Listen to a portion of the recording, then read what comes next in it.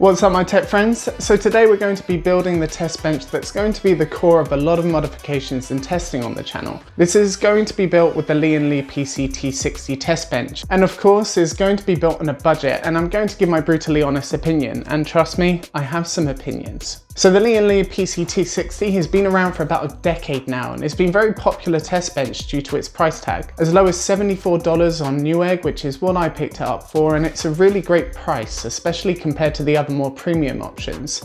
And I'll drop a link to it in the video description for you, so if you want to pick one up yourself you can, but they are kind of running out of stock here and there as they become discontinued. I was actually looking at the Praxis Wet Bench and the Open Bench as more premium options, but they both go for about $200. So maybe one day I'll upgrade to that, but the budget option sounds like the best option right now for my upcoming projects. Oh, and get subscribed for those if you're not already, they're going to be pretty interesting, and make sure that you don't miss them. But what I'm going to do today for you in this video is assemble the Lian Li T60 and talk you through what that shit show of an experience is like. I'll then build a computer into the T60 with a pretty computer building beauty montage, and talk you through about my overall thoughts of the Lian Li T60, what I love and what I hate about it.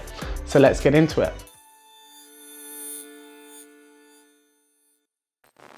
So let's assemble the Lian Li T60 test bench, go over the features and my experience of it before I talk you through the computer components I'm going to use and actually build into it. So what are the features? What am I including in this test bench, and what features have I left out? The features of the Lian Li T60 include mini ITX, micro ATX, ATX and eATX support for two 2.5-inch drives, which I am keeping in, support for three 3.5-inch drives with a removable drive cage, which I'm also keeping in, support for two 5.25-inch drives, which I'm not going to keep in because I have no use for an optical drive, and it is also made from aluminium, which is 351mm wide, 400mm high and 330mm deep, which is a really nice compact size for a test bench. Honestly, the build process is fucking awful. You are going to be able to build it successfully, but there is going to be a lot of guesswork involved, quadruple checking the orientation of the test bench against the stupidly low resolution images 1,000 times to ultimately put a screw or component in the wrong place,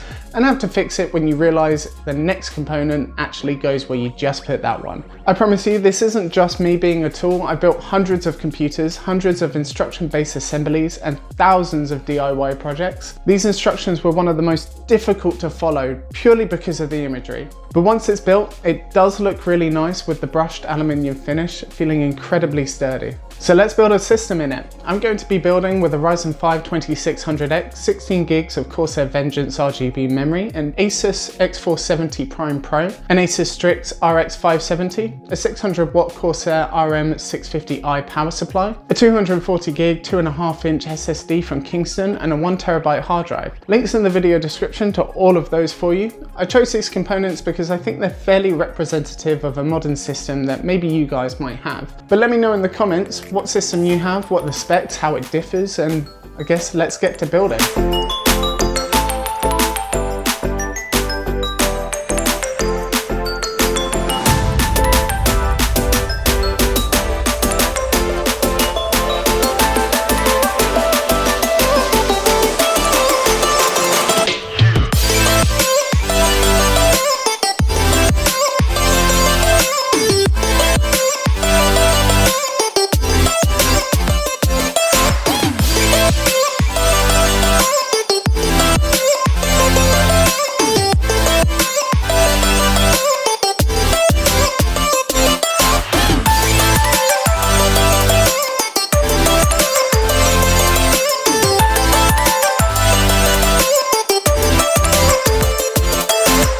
Now that I've built a system in it, let me talk you through the experience, what I like about it and what I hate. Let's start with the positives.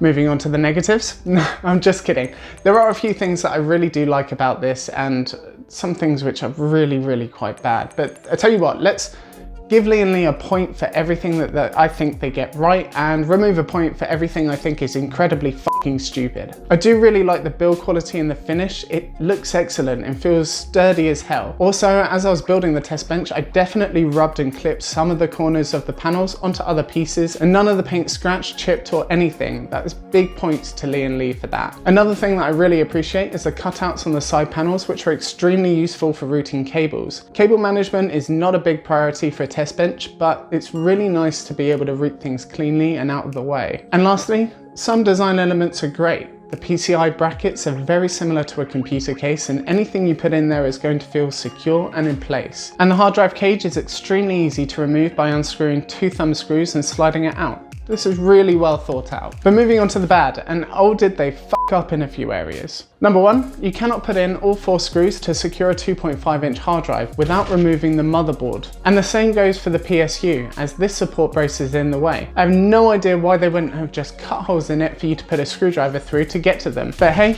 I didn't design this stupid feature. And there's no front USB and aux ports included. This is a $23 extra, and I really do think it should 100% be included. It's sometimes even dangerous for you to lean over an exposed motherboard just to plug in a USB device. If you're wearing a hoodie, haven't quite realised you've got a metal zipper, you can see where things might go wrong there. And this is the same for radiator and AIO support, which is another $26 extra, if you can even find it anywhere in stock. And if you can, you say goodbye to GPU support over 10.5 inches long, which is fucking ridiculous as this is most GPUs. Moving on to the handle, which is a nice feature to have for carrying the test bench, but you limit your CPU cooler's height to only about 6 inches. This means that an open air horizontally mounted test bench is actually limiting your CPU compatibility, which is almost impressive. Although, as you can remove it easily with thumb screws, I'm only going to knock off half a point for this one. And lastly, as you saw before, the build process is a fucking joke, and the instructions and imagery need to be significantly clearer. And that brings our total score for the Lian Li PC T60 to -1.5. Well done, Lian Li, do better next time. But the most frustrating thing about this is that if you want a better alternative that doesn't come with those issues, you're looking to spend over $200, which is insane. That's a huge disparity. So in typical TechLens fashion, I'm going to fix the issues at a later date by taking a drill and a Dremel to it, to then make the best budget test bench I can without spending a fortune. So let me know in the comments below if you'd like to see that video and what your thoughts are of the Lian Li PC T60, and if you agree with my loves and hates of it. Otherwise, consider subscribing for more PC related DIYs, how-tos and reviews.